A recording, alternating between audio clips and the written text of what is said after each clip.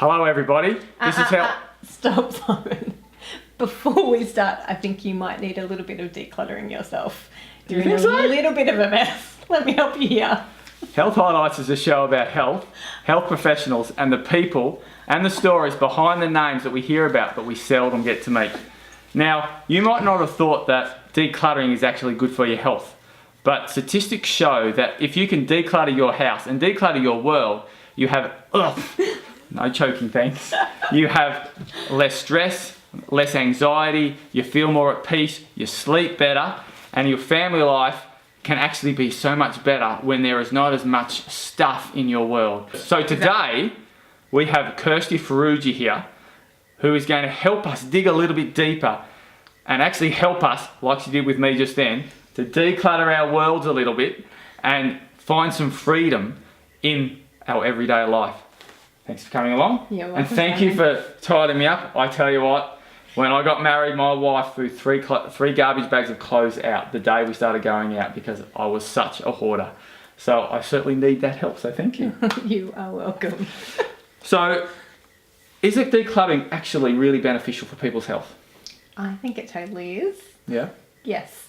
I think that people have heaps more freedom when they have less stuff in their home.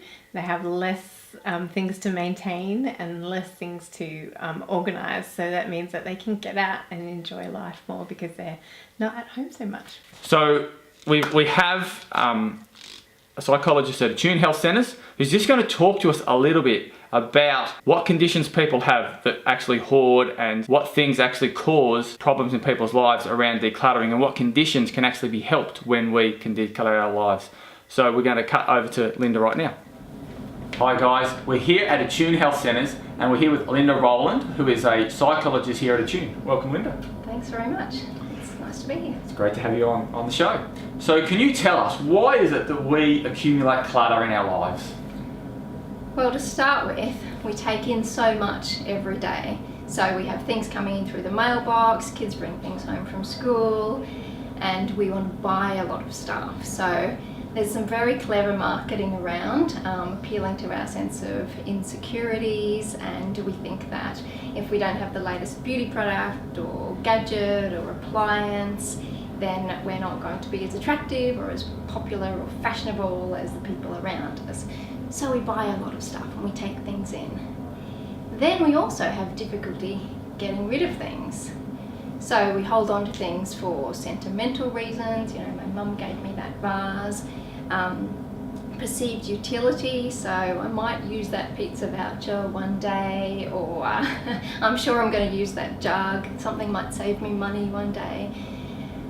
And then also just because we like things. So I have 27 pairs of shoes, but I really like this pair of shoes, so I'm not going to get rid of it. So the combination of taking in a lot of things and finding it hard to get rid of it, then some poor organisation and storage habits, and the fact that we're time poor, so we don't like tidying up, or we don't prioritise tidying up, even though it may actually give us more time and make us more efficient. You have a recipe for clutter. And so what sort of health problems does being cluttered and having a cluttered life actually cause us as people? Well, a lot of people report a sense of just general tension and irritation with being surrounded by mess. We seem to have a natural desire for order, and this is stronger in some people than others. So there is some research to indicate that women may feel more stressed by being surrounded by mess than men, by being surrounded by clutter than men. Another problem is that when we're in disorganised spaces, we can lose things, and this can be stressful and frustrating, particularly when we're already stressed. So we might be racing out the door, we're already running late, we've got 3 more places to be this afternoon, and we can't find the car keys, or we can't find the phone. So that increases our sense of stress and irritation.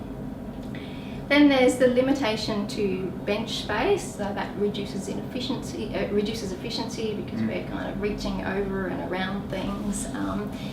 Not only are we perhaps restricted to multiple small areas of the bench so that we can't get the job done well, but also where there's a lot of stimulation coming into our visual cortex, and the visual cortex is the area at the back of the brain which processes visual information. And what we know is that multiple stimuli in the visual field, there's neuronal competition, and basically the brain tries to figure out what to attend to. Wow. But what it may work on, what it may attend to is, the bright red lunchbox, or the unfinished project that we're feeling a bit stressed about. All sorts of things can distract us and take our attention away, leading to less efficiency, reduced efficiency. So on that, so what are the actual health benefits for us as individuals to actually declutter our worlds? Is there health benefits for us? There are numerous research studies which indicate that a reduction in stress is good for our mental health and our physical health. The jury is definitely no longer out on that. Right. So it stands to reason that if we can reduce the stress and frustration and irritation of having clutter in our lives and in our spaces, then there's definite health benefits there. To look at it another way, a lot of people report an increased sense of relaxation and calm when they're in spaces which are organised and attractive and uncluttered. So there's a feeling of sort of well-being and that it's easier to relax. In fact, Google, the head office in Zurich, and Google's known as being a fairly innovative workplace. They have a room set aside for creativity and brainstorming, and as you can imagine, it's not a cluttered room. It's a very peaceful and calm and uncluttered room. So. Wow, there you go. Well, that's some really great information. Thank you, Linda, for coming in. We're now going to get Kirsty to show us some practical ways that we can actually declutter some of the areas of our house. Thanks for coming. So that was some fabulous information that you've just heard from Linda around the health benefits of decluttering. So can you just give us some practical tips around decluttering our worlds for us?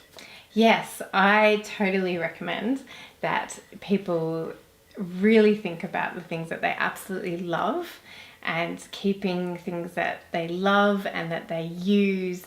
And around sentimental items, if you're going to keep some sentimental items, which I totally recommend you do if that brings you joy, then to give honour to them. Don't have sentimental items like Simon's rugby top from 25 years ago. Yes. Don't have that stored in a cardboard box in a garage where it could be ruined completely. So if you're going to keep items, give them honour, and I say that for all items. So having books like this shoved in is not actually honouring the books, and it's not actually honouring the people who are going to be reading the books. Absolutely, so true.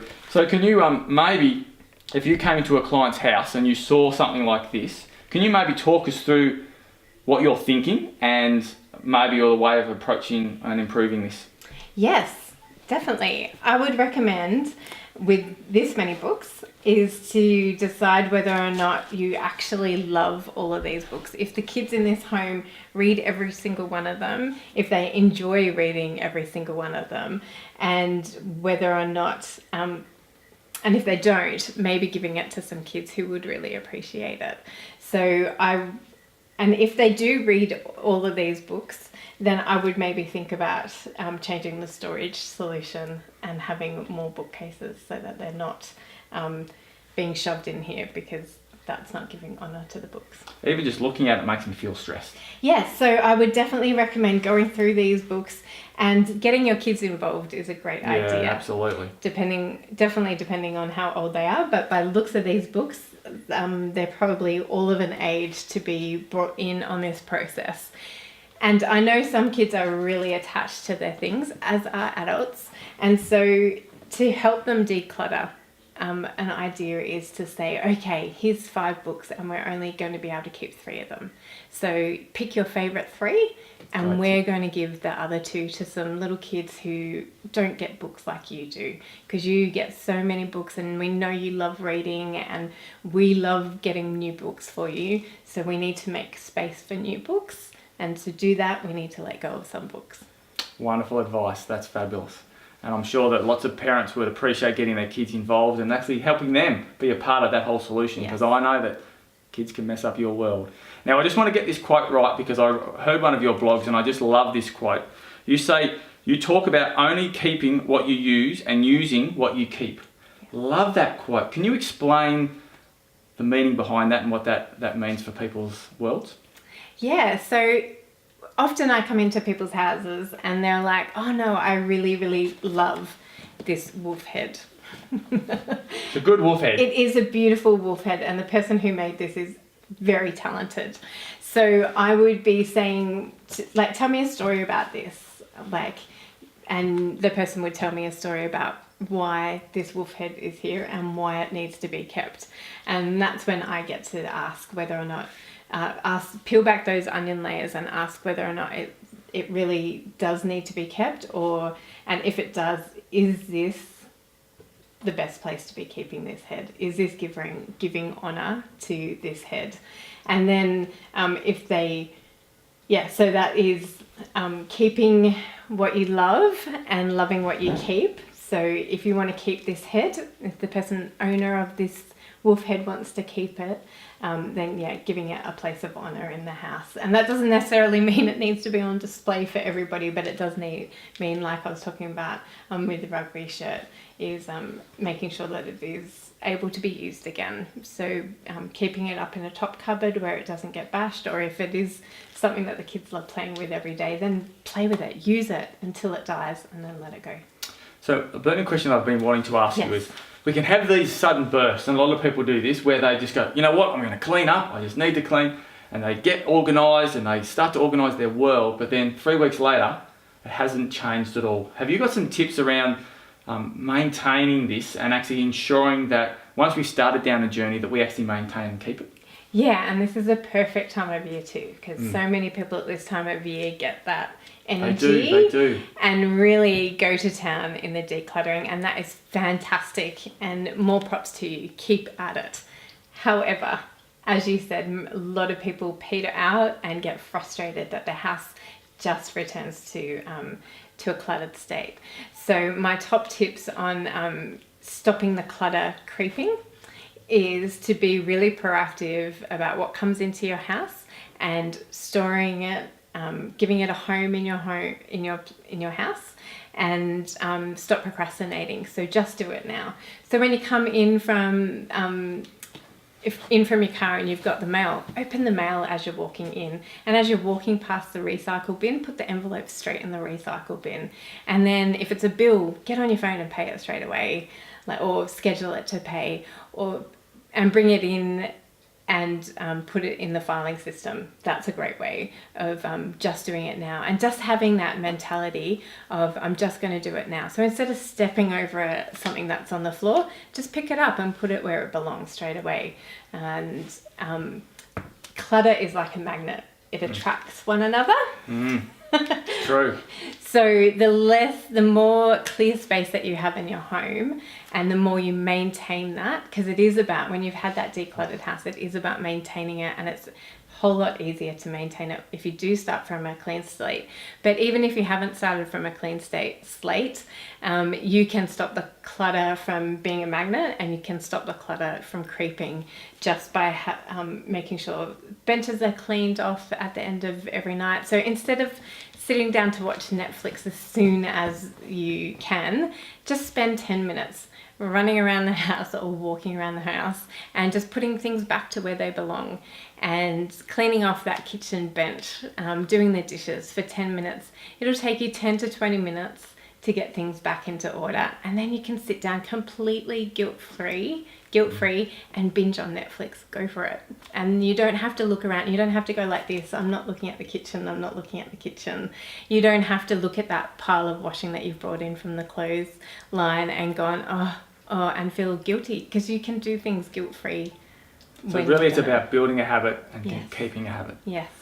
So, but there is one group of people that are probably the messiest, that just, no matter how clean you make the place, they have a gift of messing it up again, and that is children. Yes. And we've talked a little bit about kids. Yes. So to parents out there who find it very difficult to keep a house clean because of their kids. Have you got any tips for us, because I'm in that world, to actually help our kids actually keep things clean? Yeah, because we do want to raise our children to be productive and servant-hearted adults, don't we? Absolutely. So we want to send them out into the world as a gift to the world rather than being a burden to the world. So we do want to instill these habits in them, and it's never too late. You don't have to feel guilty if you're only starting this journey when your kids are teenagers. There's no guilt and shame in that. Just start. So my tips on doing that is to get them involved in the decluttering process and start talking to them about consumerism and about the messages that advertisers are telling us and questioning whether or not advertisers are telling us the truth. Like my co-host on the Art of Decluttering talks about talking to her kids about McDonald's. So Amy says to her kids, you know how McDonald's advertise McHappy Meals? Well, are they really? Do they actually provide us happiness? And just start questioning that idea of what advertisers are telling us. So I think that's a really helpful thing to get children to start questioning the world that they find themselves in and start questioning, do I really need that thing? I take my kids to the shops and they're always like, I want. And I think it's really important to teach our kids that, no, they can't get everything that they want. And actually, how can you be serving the world instead of taking from the world? Such good advice. Is there any tips about getting your kids to actually clean and keeping a room clean? Have you got anything around that? I have. Okay. I only have relatively small children though, yes. So I am still, it doesn't always work for me either. But one thing that we do in our home is before we sit down to dinner, we get them to clean up the space that they've been playing in. Yeah. So, and I think that can work for every meal. Like before we sit down to breakfast, go and clean up the things that you're playing with. And before you sit down to lunch, if they're still, on the weekends or if they're still at home during the day, just practical everyday things like, we have to eat every day. So why not start cleaning up every day? Make that a meal thing. Make it, tell them 15 minutes before dinner's meant to be served. Okay, set a timer, put funky music on, make it a really happy thing to do. Great idea. And make it a game, particularly for younger children. Make it a game, put crazy music on and tell them to go to town and get it done. And then we can all sit down happy for dinner.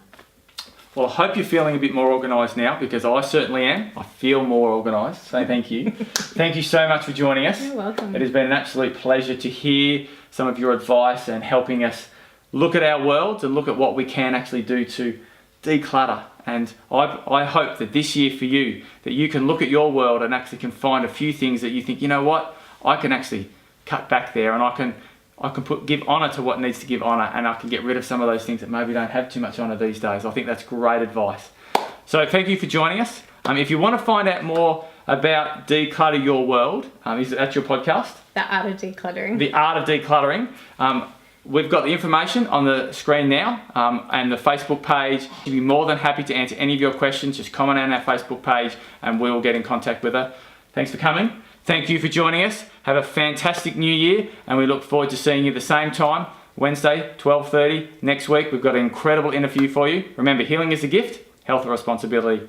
Thank you. See ya.